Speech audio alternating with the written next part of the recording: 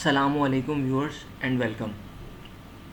Viewers, अगर आप नए हैं तो चैनल को सब्सक्राइब कर दें और अगर ऑलरेडी देख रहे हैं तो लाइक ज़रूर कर कीजिएगा।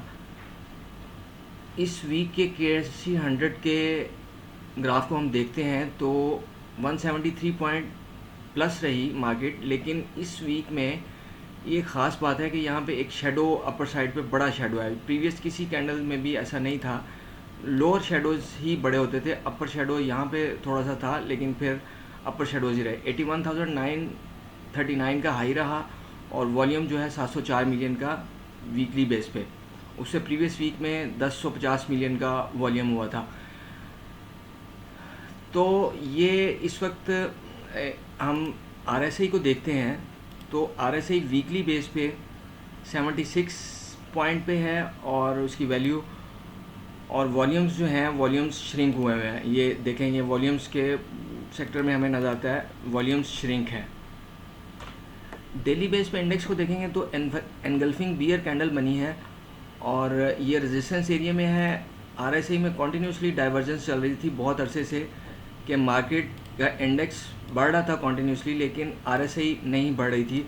और अब जो है वो उसने थोड़ा यहाँ पे साइडवेज होने के बाद RSI ने तो अब नीचे का मोमेंटम थोड़ा शो किया है।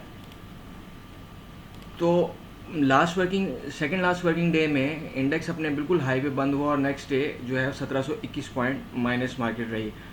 गोइंग फॉरवर्ड ये है कि 79,900 से नीचे क्लोजिंग आने और सस्टेन करने की सूरत में फिर थोड़ी नीचे की प्राइसेस नज़र आ सकती हैं, जिसके चांसेस हैं कि प्राइस थोड़ा नीचे की साइड पे जो है वो थोड़ी रोटेट करे और फिर नीचे जो है 79,000 पे सपोर्ट आ जाएगी और मेजर सपोर्ट जो है वो 76,000 के एरिया में होगी। इंडिविजुअल स्क्रिप्ट्स को देखें तो DG साइडवेज मूव में और ये अपने रेजिस्टेंस एरिया में इसकी RSI देखते हैं तो RSI 46 पे है और डाउनवर्ड मोमेंटम शो कर रही है। AVN इस ट्रायंगल के ब्रेकआउट के बाद एक बहुत शानदार मूव और उसके बाद अब फिर ये रेजिस्टेंस एरिया था इसका जहाँ से ये रेजिस्ट हुआ है। इसकी मेजर रेजिस्टेंस तो ये 70 रुपीज़ का रेजिस्टेंस एरिया, मेजर रेजिस्टेंस तो 90 रुपीज़ के एरिया में है। अगर इसको सस्टेन करता है ये जो 64 और 63 का लो है, लेकिन ये फिर नीचे गैप भी है 61 के एरिया में।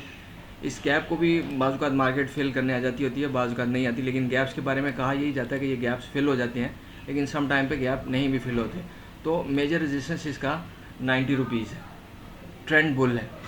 FFBL में ट्रेंड बुल है, लेकिन यहाँ पे इस थोड़ा करेक्शन एरिया में स्वी नॉर्दर्न साइडवेज से बुल होते हुए ये ब्रेकआउट हुआ था इसका, लेकिन ये वापस फिर प्राइस आ गई थी अप्रैल के एंड में और मई के स्टार्ट में ब्रेकआउट हुआ था, लेकिन मार्केट फिर वापस आ गई थी और फिर ये इसने दोबारा एक दफ़ा फिर इससे ऊपर निकली है। अब ये जो इसका रेजिस्टेंस बनेगी 74 की, इससे ऊपर क्लोजिंग आने और सस्टेन करने की सूरत में फिर इसका टारगेट जो है वो 80 रुपीज़ और उससे भी ऊपर फिर 90 रुपीज़ के एरियाज़ जो हैं वो आ जाएंगे।